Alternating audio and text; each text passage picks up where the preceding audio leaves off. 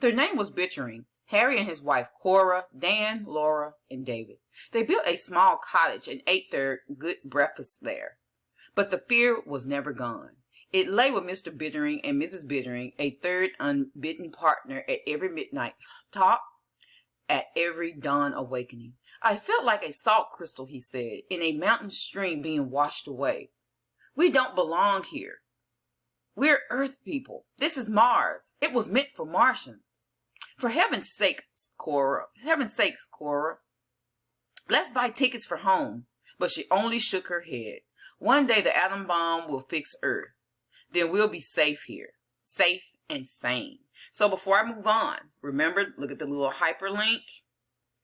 Footnote, ding, ding, ding. Read through it.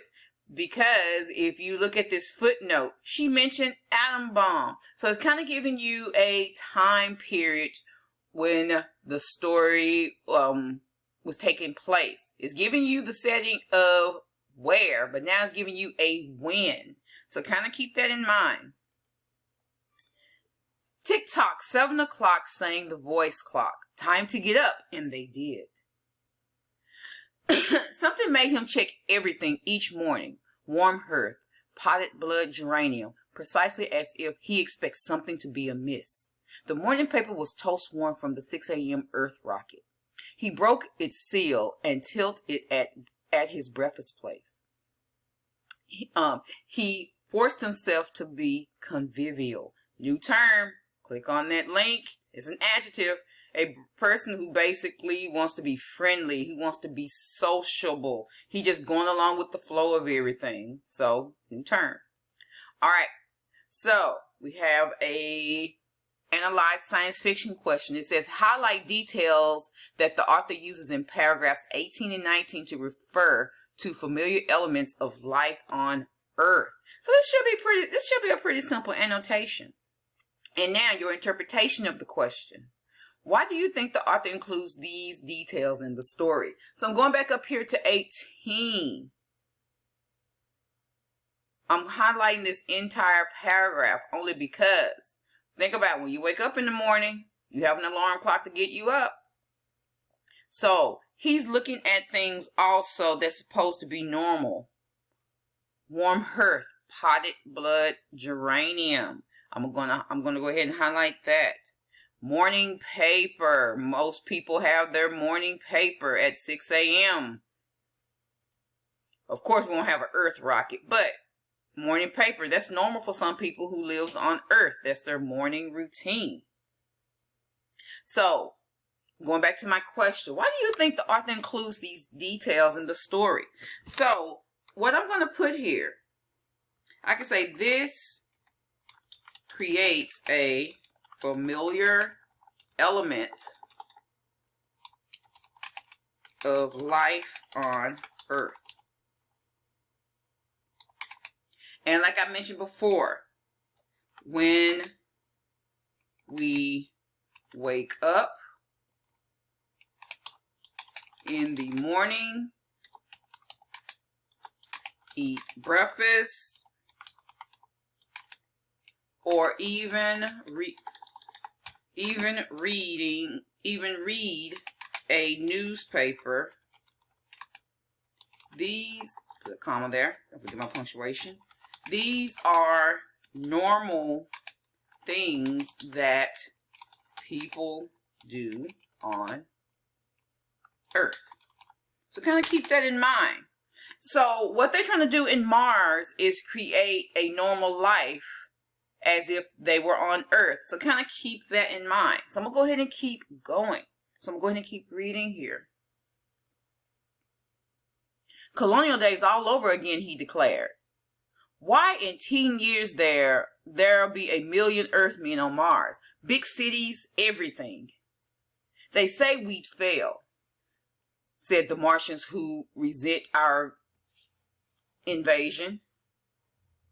But did we find any Martians? Not a living soul. Oh, we found their empty cities, but no one in them, right?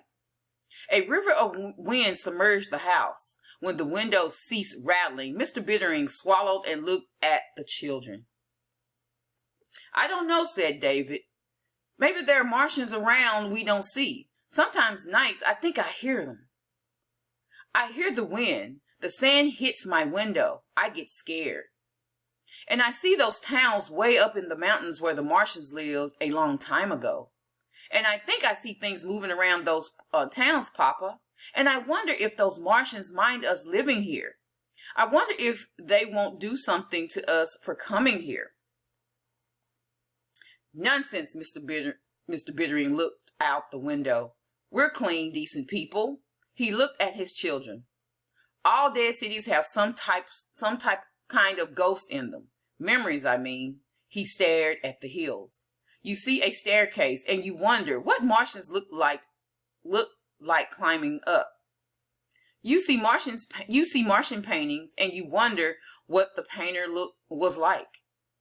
You make a little ghost in your mind, a memory. It's quite natural. Imagination. He stopped.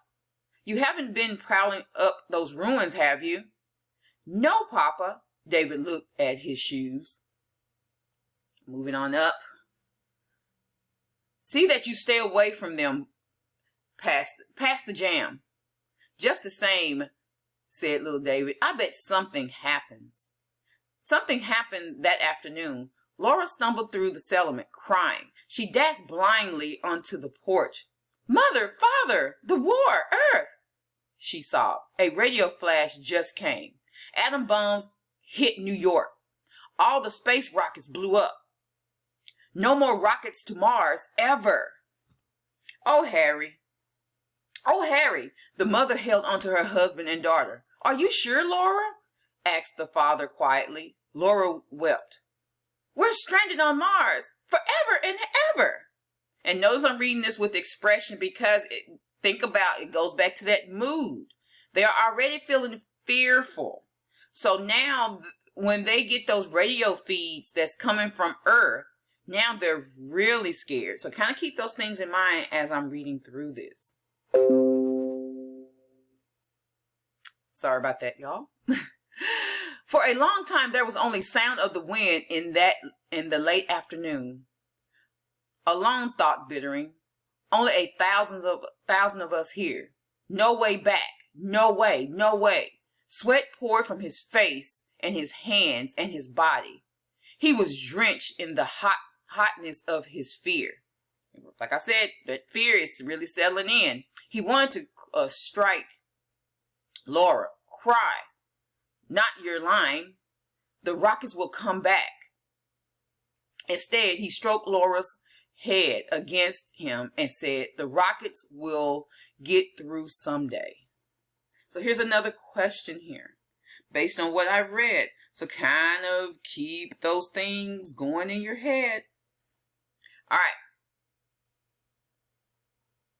Highlight examples of fragment sentences in paragraph 33. So I'm going to go back up to paragraph 33.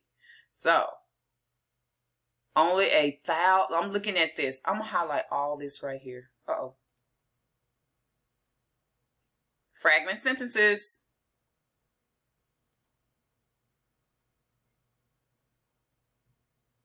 You know that. Uh-oh. Get out of there. So kind of keep that in mind. So go back to the question. What do these sentence fragments reveal about Bittering's state of mind? How do they create the mood? So like I said, keep that mood in mind. So to answer this question, you get up here. How do these sentence fragments reveal about Bittering's state of mind? So at this point, he's frantic. Based on when the daughter came in, she's scared, she's upset, she's basically unconsolable. I can say these fragment sentences create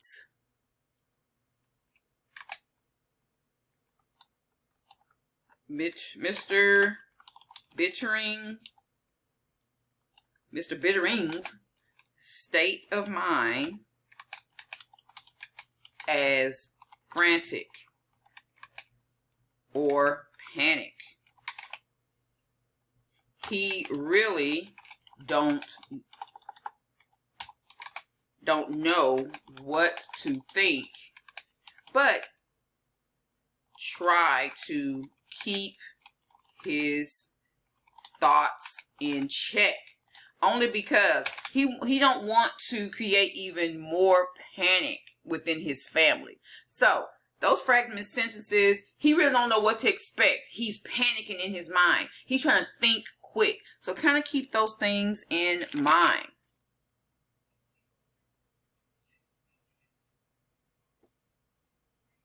And I can also include in there,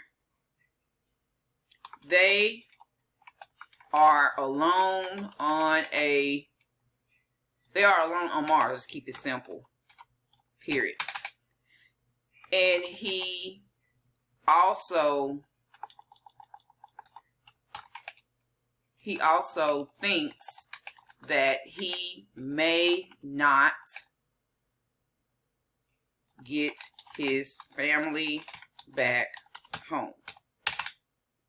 So with that in mind, he's in a state of shock. He's in a state of panic based on what he's hearing. So I'm going to go ahead and keep going.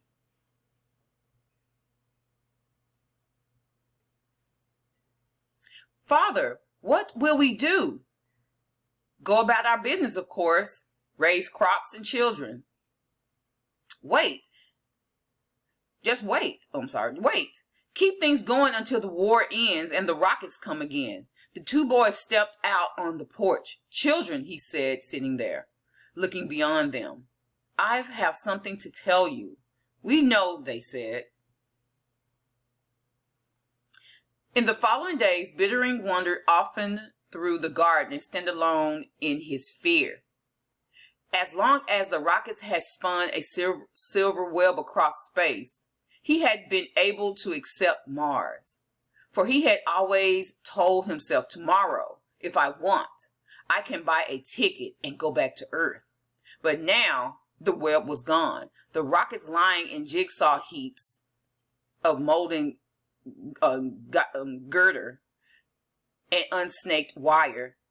Earth people left to the strangeness of Mars, the cinnamon dust and wine airs to be baked like gingerbread shapes in Martian summers, put into harvested storage by Martian winters. What would happen to him, the others? This was the moment Mars had been waiting for. Now it would eat them. So here's something that you can look at on your own. It's kind of like it's giving you another interpretation of how to look at this story. I will let you look at that on your own. All right. So I'm going to go ahead and keep reading.